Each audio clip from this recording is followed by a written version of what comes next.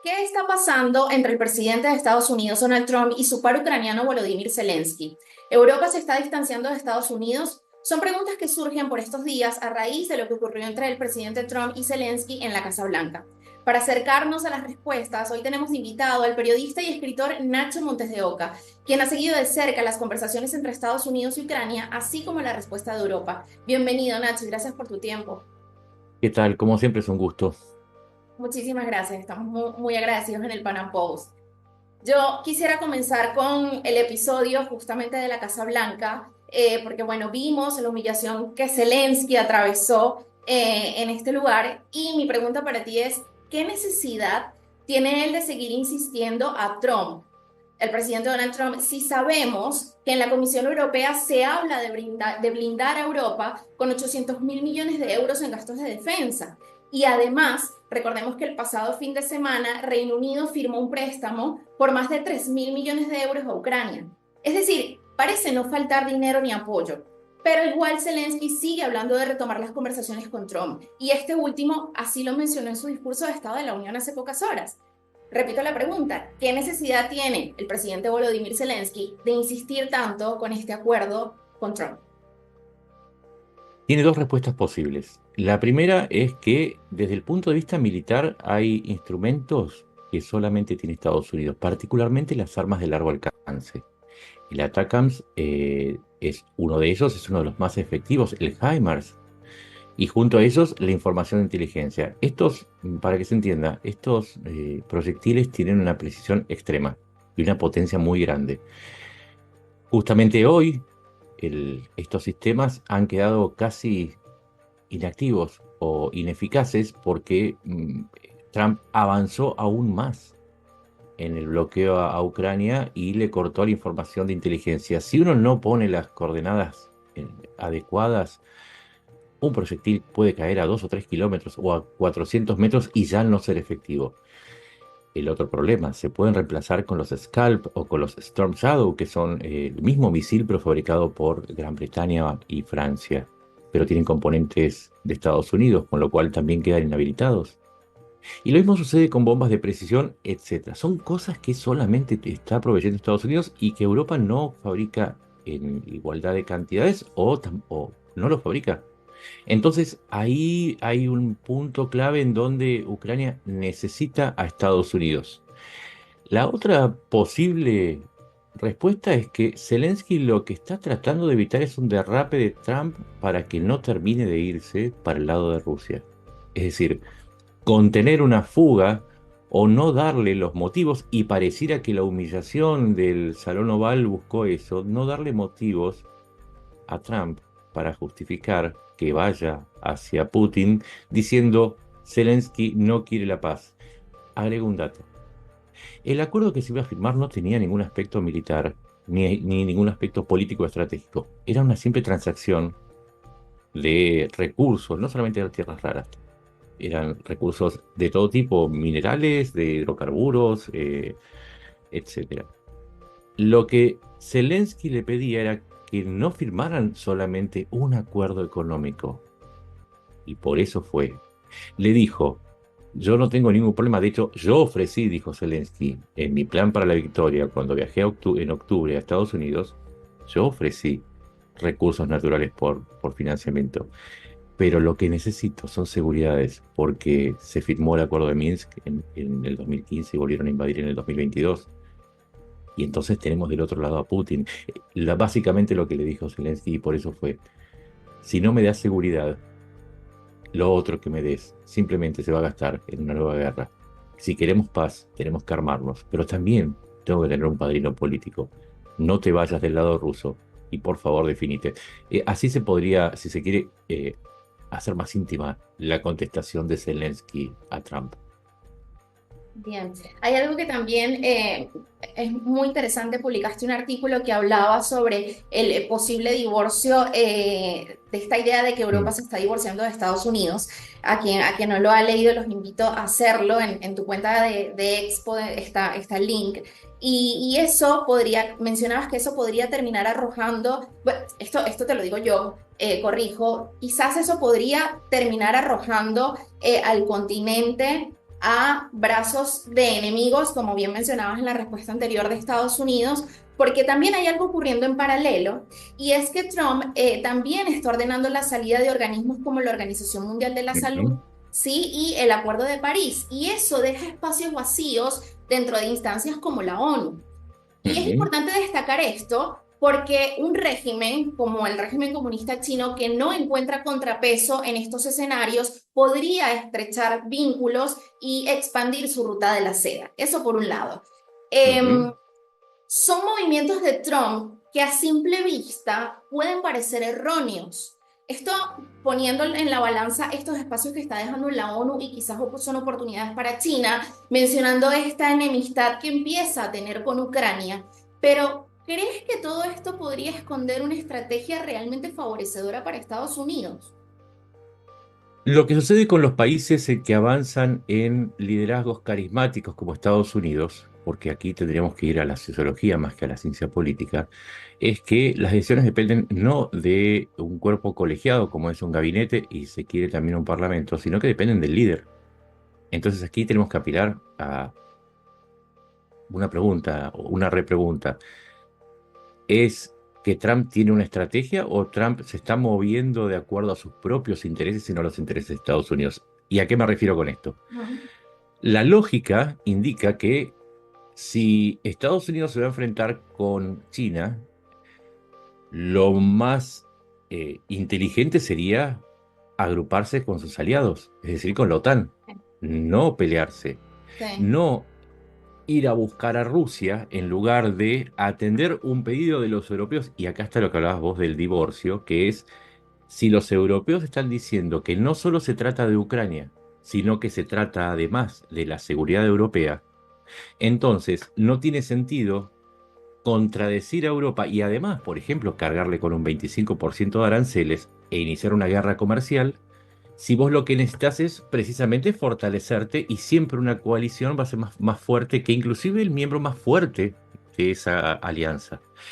Entonces, uno tiene que a la fuerza pensar que lo que está haciendo Trump tiene que obedecer a otro tipo de pensamiento más vinculado a lo que es él y no lo que planifica. Hay algo que es clarísimo y quedó claro, mucho más claro en el discurso de la Unión.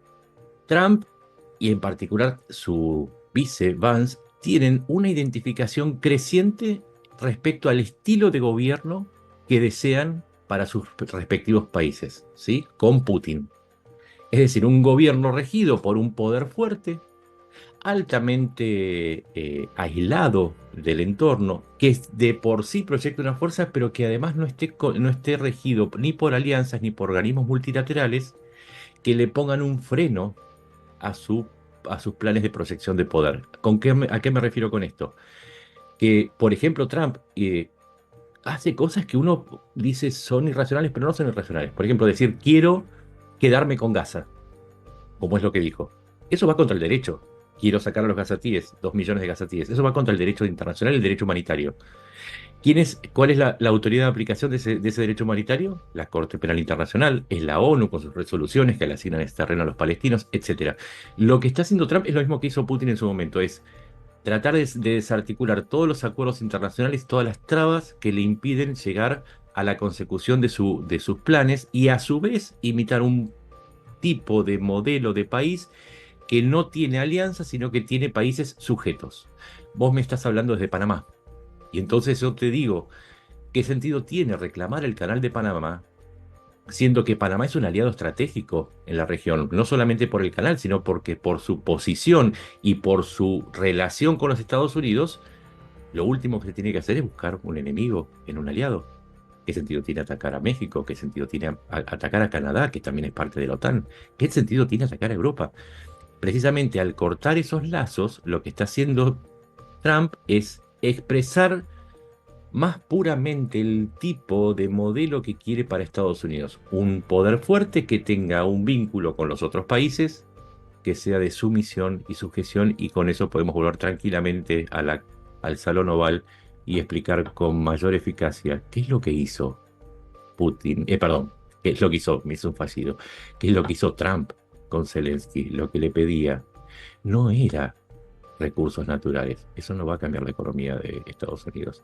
Lo que le pedía era sumisión, lo mismo que le pide Putin.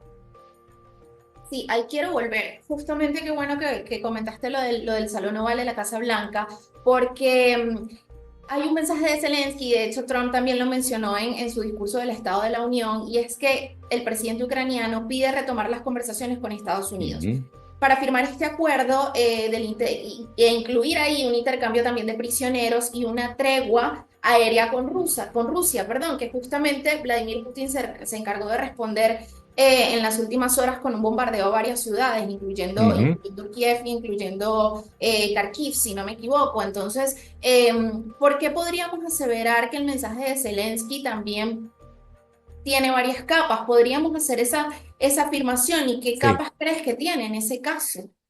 En primer lugar, va al punto que estábamos hablando antes, que es la figura del líder carismático y digamos que acaricia su ego diciéndole que todo esto se va a hacer bajo el liderazgo de el presidente de los Estados Unidos, Donald Trump. En ese sentido es muy hábil Zelensky. Esto lo hace después de hablar con los países europeos y los países europeos Sí, hicieron una intermediación para que se reanuden, pero tiene algunas capas en la forma que menciona los hechos. En primer lugar, ya no habla de recursos, habla de el acuerdo sobre los recursos y seguridad. Es y decir, seguridad, así es. vuelve a atar y le vuelve a poner un condicionamiento. Le dice, no vengo a hablar de dinero, vengo a hablar de seguridad también. Mm, Después le pide una tregua aérea. ¿Por qué? Por dos motivos. Primero, porque la enorme cantidad de civiles que está matando Rusia diariamente, volvió a atacar anoche 4 misiles y 318 drones. Eh, lo que dice es, yo puedo parar mi ataque a las refinerías y ustedes paren el ataque a las ciudades. Esa es una tregua aérea y marítima. Creo que también está avisando con la tregua marítima que el puente de Kerch es quizás uno de los objetivos. Eso es algo que me reservo como una especulación mía, pero además hay mucha trampa. Y en ese sentido hay que, sin llegar a la admiración ni a la adoración del líder, es muy inteligente Zelensky, porque si lograra una tregua aérea, podría mover sus sistemas de defensa y anular a los aviones que están lanzando bombas planeadoras sobre las posiciones en el frente, y de esa manera contaría con más defensa aérea en el frente de batalla, ya no lo tendría que dedicar a defender las ciudades. Y además, en una tercera capa, lo que le está diciendo a Trump es, yo estoy dispuesto, pero necesito un gesto de parte también de Putin, obligando a Trump a gestionar ante Putin y demostrar no solo si Putin está abierto ante la paz, como bien él se propone, él dice, yo estoy abierto a las conversaciones, necesita un gesto de Putin, pero además necesita saber si Trump es capaz de gestionar ante Putin. Entonces, hay tanto en ese texto, e insisto en algo que esto es súper, súper importante. Fue a pedir una tregua aérea y naval, no terrestre. Y de esta manera le contesta a J.D. Vance, el vicepresidente de Estados Unidos, cuando le dijo que Ucrania estaba perdida. Ahí le está diciendo, nosotros queremos seguir combatiendo, queremos seguir recuperando terreno. Lo que no queremos es que siga la batalla en las ciudades y en el mar, pero tenemos voluntad y tenemos capacidad para seguir combatiendo. Dicho sea de paso, hoy liberaron zonas en Chasiv Yar, en Oblivka y en Pokrovsk. Las fuerzas ucranianas, mientras hacemos esta entrevista, avanzaron. Y eso también es un mensaje. No estamos derrotados. Eso es lo que le quiso también decir Zelensky. Estamos listos para la paz, pero también estamos listos para la guerra. Y lo último, y estamos acompañados por Europa. Al no nombrar a Europa, también fue muy hábil, porque quien lee esa carta y está informado, sabe que Europa gestionó el envío de ese mensaje. ¿Qué opinas? Hay una afirmación, obviamente hay mucho, este tema es uno de los principales temas en redes sociales esta semana, lo fue a partir de lo que pasó en el Salón Oval. Leí una que quiero mencionarla en este momento, quiero saber qué opinas, porque a todas estas hablamos de Trump, hablamos de Zelensky y algunas presunciones que podría tener Trump hacia Putin, pero no sabemos exactamente qué podría estar pensando el presidente ruso. Esta afirmación decía que no es que Trump deje de apoyar a Ucrania, sino que está trabajando activamente por la Ujú. victoria de Putin. ¿Qué opinas al respecto? Hice un hilo contando en su momento que Rusia está en un estado terminal, económicamente hablando. El rublo se ha desplomado, la inflación llegó al 10%, la tasa de referencia, o sea, la tasa de interés está en un 27%, la tasa que pagan las empresas para endeudarse está llegando al 38%, tiene falta de mano de obra. Le están faltando, para hacer un cálculo sencillo, se calcula que tuvo cerca de medio millón de muertos, tiene 600.000 a 800.000 hombres en el frente. Se escaparon de Rusia desde el principio de la guerra entre 600.000 y 800.000 personas. Y además el ejército creció de 900.000 personas a 1,5 millones. Es decir, haciendo un cálculo rápido, le están faltando casi 2,800.000 personas. Y esto explica cosas que parecen también no conectadas, como es la presencia de los soldados norcoreanos que tuvo que mandar a pedir mano de obra, Sí, que veamos en el frente que no hay más soldados porque hay gente con muletas, gente anciana, gente que no se termina con una herida y la mandan al frente. Hay hechos que también indican que después de perder, a ver, atentos a esta cifra porque es crucial, 3.800 tanques. 3.800 tanques es más que todos los tanques que juntan todos los países de América excepto Estados Unidos, para darse una idea. Eso es lo que perdió Rusia. Y para tener más idea todavía, Rusia empezó la guerra, la invasión del 22, con 2.600 tanques. Con 1.600 tanques invadió Ucrania, pero ha perdido 3.800. Es por eso que ha perdido tantos vehículos, ha perdido 12.000 vehículos, más vehículos que los que tiene toda Europa junta, ¿sí? 12.000 vehículos en total. Es por eso que ahora vemos que hay soldados que van en motocicletas, en burros, en caballos o en autos civiles. Rusia está llegando a un punto límite. De hecho, cuando mencioné recién el ataque a las ciudades ucranianas, o vos lo mencionaste, mejor dicho, sí, sí, sí, el reciente ataque aéreo, sí. exacto. Se hace con drones, no se hace con una mayoría de misiles como al principio de la guerra. ¿Y esto qué indica? Primero que Rusia ya no tiene capacidad, ya llegó a su límite y los drones son en su mayoría producidos con componentes iraníes. Le ha pedido misiles a Norcorea, le ha pedido misiles a Irán, le ha pedido armamento a Bielorrusia, le está pidiendo más armamento a Norcorea. Es decir, la tesis, y yo la comparto, es que en realidad Trump no quiere lograr parar la guerra porque sea pacifista, sino porque Putin necesita frenar la guerra para rehacer sus arsenales. Y de allí la humillación a Zelensky, y de allí que haya planteado cuestiones que son casi imposibles de aceptar. Cuanto más difícil de aceptar, más pasa el tiempo y más excusas tiene para frenar el acuerdo con Ucrania, para cortar la entrega de armamentos, y a su vez le está dando un espacio a Putin para que el día de mañana pueda decir: hicimos todo lo posible, pero fue Ucrania la que no aceptó, entonces tenemos que levantar las sanciones a Rusia porque es la única que ha puesto a favor de la paz. Pero desde que empezó este proceso, Putin siempre ha dicho que no va a aceptar ningún acuerdo. Es un pequeño detalle que se escapa porque estamos todos mirando a Trump y a Zelensky, pero nadie escucha a Putin. Putin no quiere la paz, si no nos seguiría atacando. Sí, sí, entonces lo que plantea Trump, está este término de la guerra, o como decía anoche, una paz duradera para Ucrania, como lo decía en el discurso del Estado de la Unión, parece ser más conveniente a Rusia por lo que mencionas, todas las pérdidas Sí, que está teniendo el a- presidente a- Putin. y ahí me gustaría aclarar algo, porque Sí, también es para que la gente lo entienda, porque hay una guerra de narrativas. Acá no se está haciendo un acuerdo de paz, se está firmando una tregua en todo caso. Es más, todavía no llegamos a la tregua. Se firmó un acuerdo, se está queriendo firmar un acuerdo económico. Cuando se firme, quizás se llegue a hablar de una tregua y después se va a hablar de paz. ¿Por qué? Porque la paz surge cuando no hay más conflicto, o cuando se resolvió el conflicto, o cuando una de las partes se impuso a la otra. Es decir, la guerra solamente va a terminar cuando Rusia sea expulsada de Ucrania o cuando Ucrania sea invadida en totalidad por Rusia y controlada.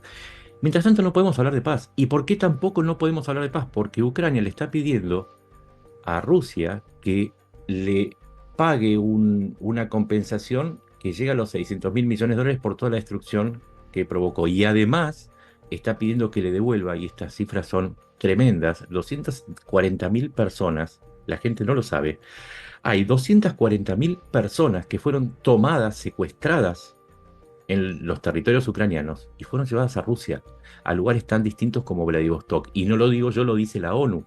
Y La eso se ONU habla de los también. menores también, Y niños. eso te iba a decir, 20.000 niños que fueron arrancados de sus padres o sacados de orfanatos, llevados a familias rusas a las que se les paga para rusificar a esos niños ucranianos. Si a nosotros nos parece tremendo lo que ocurre en Gaza, Rusia lo está haciendo en proporciones inmensas. Hablamos de decenas y centenares de miles. Y hablamos de esto que tiene que resolverse además con un juicio al estilo de Nuremberg, que es por eso que, por el secuestro de niños, que se está pidiendo la captura de Putin. Cuando se termine la guerra, es cuando, digamos, cuando haya una solución, si no es con la toma de Ucrania, va a ser con el retiro de Rusia, con la devolución de esas personas que están secuestradas, con el pago de una compensación y además con justicia. Porque sin justicia el conflicto va a seguir. Por algo pasamos por Nuremberg, pero nos olvidamos de Nuremberg. Y ahí, en Nuremberg, terminó la Segunda Guerra Mundial. No, no cuando se firmó la paz. Ese fue el cierre de la Segunda Guerra. Que llevó bastante tiempo para que se Y, ocurriera. y que nos estamos olvidando porque hay algo que ya excede y que va un poco a esto que hablamos del Estado de Derecho. Excede a Ucrania. O sea, ¿por qué nos interesa Ucrania? Porque se rompió el Estado de Derecho, porque se está vulnerando la soberanía y porque nos estamos olvidando del horror de la guerra. Porque yo puedo hablar de cifras, puedo hablar de situaciones y puedo hablar de política, pero quien habla con los ucranianos se da cuenta que eh, el horror, el horror que se vive a diario. Ayer hablaba con una persona que es corresponsal y que está en Kramatorsk, en cerca del frente, y dice, en cualquier momento puede caer una bomba. Ustedes imagínense lo que es vivir así. O sea, los panameños lo saben. Los panameños saben lo que es una guerra. Lo que pasa es que el mundo está perdiendo esa memoria histórica, está perdiendo el recuerdo de lo que fue los 25 millones de muertos de la Segunda Guerra Mundial. Al haber perdido ese recuerdo, se olvidaron de Auschwitz, se olvidaron de los campos de concentración, se olvidaron del rapto de niños por parte de los nazis y de, por ejemplo, el desplazamiento de poblaciones enteras porque a Stalin se le ocurría que eso tenía que ocurrir. Entonces, me da la impresión que, por lo menos, nuestra tarea es recordar que estamos ante una tragedia y no ante un juego de tronos como muchos están tratando a esta guerra, lamentablemente. Yo quiero ahondar un poquitito en el tema del acuerdo de las tierras raras, en los que también Zelensky ha aprovechado de mencionar el tema de la seguridad, porque el mismo día que Zelensky se reunía con líderes europeos, el presidente de Estados Unidos, Donald Trump, publicó un mensaje con su propuesta. Ahí él parafraseaba a otra persona, Donald Trump, a través de, de su red social Truth Social, en donde sugiriendo que al negociar un acuerdo sobre minerales, Trump garantiza que los Estados Unidos participen en la industria minera de Ucrania y eso evita que se lance una invasión a Rusia. No es Ya cierto. me has dado una preboca en las respuestas anteriores, pero te quiero preguntar, ¿qué lectura puede hacerse del ofrecimiento de Trump? Quizás es Do- indirectamente una oferta de protección a Ucrania a través de empresas mineras sin mencionar una posible presencia del ejército estadounidense. Primero que la mayor parte de las riquezas de Ucrania están en zonas del frente o en zonas ocupadas, de manera tal que si Trump Sí, quisiera explotar esas tierras, debería primero devolver las tierras a Ucrania. Pero si no le está dando las garantías de que va a poder recuperar su tierra, entonces es un trato que necesariamente no va a poder cumplir Ucrania. Y el segundo aspecto que hay que tener en cuenta, que no se trata necesariamente de eh, algo que garantice la presencia. A ver, la presencia de una empresa norteamericana no garantiza absolutamente nada. Y esto no es una afirmación en el aire. Cuando Estados Unidos entró en Irak, había empresas norteamericanas y eso no implicó que no fueran atacadas tanto por el ISIS como por las fuerzas rebeldes. En Kuwait había empresas norteamericanas. Eso no impidió que no fuese invadida por las tropas de Saddam Hussein. Puedo citar un montón de ejemplos. De hecho, había empresas norteamericanas en las zonas invadidas de Ucrania por Rusia. Había empresas chinas. La presencia de las tropas norteamericanas, en todo caso, lo que va a implicar es que si se trata de negocios y ya no se negocia con ucranianos, se negociará con rusos, porque no hay ninguna garantía política detrás. porque de lo que se trata es de negocios. Y eso es lo que le marcaba a Zelensky. Le decía, a mí con que haya empresas no me alcanza. Y es lo que le dijo a J.D. Vance también. La empresa norteamericana lo único que hace es asumir un riesgo. Pero el riesgo mayor lo asume Ucrania porque si no garantiza la soberanía sobre esas tierras, la empresa lo que va a buscar es seguir operando, no defender la soberanía de Ucrania. Y en última instancia lo que le interesa a Estados Unidos, si solamente es un acuerdo económico, es garantizar que esa empresa siga operando. Y si no es bajo las reglas ucranianas, será bajo las reglas rusas, porque el acuerdo no dice otra cosa. Entonces lo que necesitamos, y esto es otra cuestión importantísima, lo que necesitamos es que sea por escrito. Necesitamos que claramente nos digan, vamos a garantizar la seguridad de Ucrania, pero por escrito, porque en el acuerdo de Budapest, cuando se presentaron como garantes, lo único que decían era que eran garantes, como no se especificaba cómo, simplemente eran palabras escritas en el viento. Lo que dice Zelensky es, necesitamos decir cuándo, cómo y dónde, cuántas armas nos van a dar, cuánto dinero vamos a recibir, qué armas vamos a poder comprar, las vamos a poder utilizar. Y una última cuestión. La otra cosa que hoy, en este momento, mientras hacemos esta grabación, Zelensky acaba de decir, no voy a aceptar un alto el fuego, como me pide Estados Unidos. Estados Unidos está pidiendo congelar, que el nuevo acuerdo incluya una tregua terrestre. Y Zelensky lo que está contestando es, pero entonces nos están impidiendo recuperar nuestra tierra. ¿Qué lugar, qué tierras vamos a, no solamente tierras raras, qué tierras fértiles, qué tierras, qué yacimientos de hierro, de litio les vamos a dar si no podemos recuperar la soberanía sobre nuestra tierra? No tiene sentido. Siempre pienso que tanta falta de sentido hace que uno sospeche que o es un acuerdo que está hecho para no ser firmado o es un acuerdo que está hecho para no ser cumplido. Y ya me quedan dos últimas preguntitas para hacerte, pero has dicho que Trump subestimó a Zelensky en todo este tema, en todo lo que está ocurriendo. Lo mencionabas en una entrevista si no me equivoco, para un canal colombiano, tuve la oportunidad de Ujú. verla. ¿Por qué crees que Trump subestimó a Zelensky y quizás también subestimó al resto de países europeos? Porque creyó que estaba derrotado, porque Trump tiene un enorme problema y es que no es una persona que se fundamente en los datos, se fundamenta más en sus deseos y en sus percepciones. Voy a poner un ejemplo. Insiste en que Estados Unidos le dio 350.000 millones de dólares, pero cualquier periodista tarda 5 minutos en darse cuenta que le dio 64.000 millones de dólares en armas y llega a los 97.000 millones de dólares el total de la ayuda y un total de 114 millones si consideramos la que ya está asignada y no fue entregada. Pero no son 350.000 millones de dólares. En esto se fundamenta la falta de información acerca de quién era Zelensky. Zelensky, y en esto tendría que haber anotado, yo creo que Trump se mira demasiado, demasiado a sí mismo y no es el negociador que todo el mundo admira. No entendió que si Zelensky pudo haber huido de Kiev el día que empezó la guerra, le ofrecieron un avión y dijo, me quedo, y confrontó con Putin. No solamente lo confrontó de país a país, sino que lo enfrentó intentos de asesinato. En la noche de la invasión, un grupo de Kadyrov, de los chechenos de Kadyrov, una columna de 1.500 hombres, esto está probado ya lo he contado en alguna oportunidad, se dirigió aquí para matar a Zelensky. Es decir, Zelensky está curtido en el mundo real. Entonces se confrontan dos cosas, y acá lo subestimó Trump a Zelensky. Trump es el deseo, la euforia, las frases exuberantes, es, si quiere, el perfecto político de Occidente. Y Zelensky es un resiliente, es un resistente, es un pequeño hombre que llegó de casualidad a una guerra, porque él era un cómico que casi por casualidad llegó a la política y que, digamos, tuvo un rol que cumplir y lo cumplió. Ahora, Trump creyó que en función de la información que él recibía o él quería recibir, que iba a encontrar una persona que iba eh, iba a llegar con una idea de sumisión, ¿sí? Porque todo el mundo necesita a Trump. A ver, yo me corrijo. Creo que no es que Trump subestimó a Zelensky.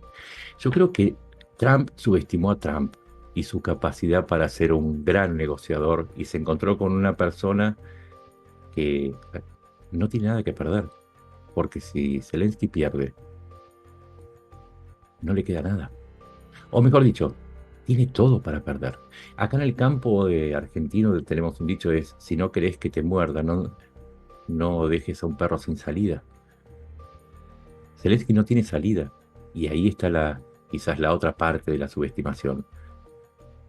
No tiene salida. Si no tiene este trato, va a tener que seguir luchando sin Estados Unidos, con Europa, con lo que pueda. Pero Zelensky se juega la vida y Trump se juega el prestigio. Y no es una lucha, ahí se vuelve desigual. El que se juega la vida tiene mucho más coraje que el que se juega el prestigio. Ya para finalizar, Nacho, aquí me atrevo a ir al terreno de las hipótesis, porque has hecho Ujú. muchos análisis completos sobre este tema. ¿Qué hipótesis tienes de cómo puede, del desenlace que pudieran tener estas conversaciones entre Trump, entre Estados Unidos y Ucrania y Europa? ¿Qué podría pasar? Yo creo que van a terminar firmando en algún tipo de acuerdo, pero creo que mientras tanto se va a fortalecer mucho el respaldo europeo. Independientemente de lo que se firme, Ucrania va a ir pasando a depender mucho más de los europeos que de los norteamericanos, porque ya no hay confianza, porque Trump no es confiable para Ucrania, no para Zelensky, no es confiable, porque sus vínculos con Rusia son demasiado opacos. Entonces, el favoritismo que muestra ya no es un mediador, el favoritismo que muestra hacia Rusia lo hace poco confiable, y Europa, así como decíamos que es una cuestión de supervivencia para Ucrania, para Europa también es una cuestión de supervivencia, entonces necesitan apoyar a Ucrania. Y Ucrania, además, en este tiempo, poca gente lo ha notado, ha incrementado su propia capacidad de armas, para producir armas. Hoy, casi el 30% de la artillería que consume Ucrania es ucraniana. Está fabricando tanques, camiones blindados.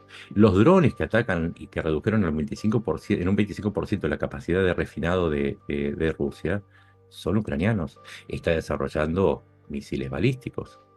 La otra parte que le falta a Ucrania es apoyarse en sí misma. Entonces, independientemente de lo que firme y si lo respeta, hay un proceso de divorcio de Europa con respecto a Estados Unidos, pero también de Ucrania de alejamiento necesario con Estados Unidos porque no puede depender de quien lo ha humillado y quien muestra tan poca voluntad y tan poco equilibrio para mostrar la misma animosidad con su enemigo que es Rusia. Entonces, cierro con esto. Se va a reconfigurar todo el mapa. Ahora falta, vos lo mencionaste, pero yo no lo mencioné, yo no te contesté, China. Mm. Poca gente sabe que quizás la última llave de este gran conflicto es China.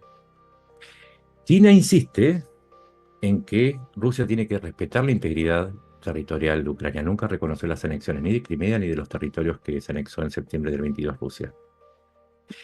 China tiene inversiones en Ucrania antes de la guerra, de explotación de litio, de explotación de tierra, Sí. de manejo de puertos, de dragado de puertos. Tenía hasta parques eólicos en la zona de Donetsk.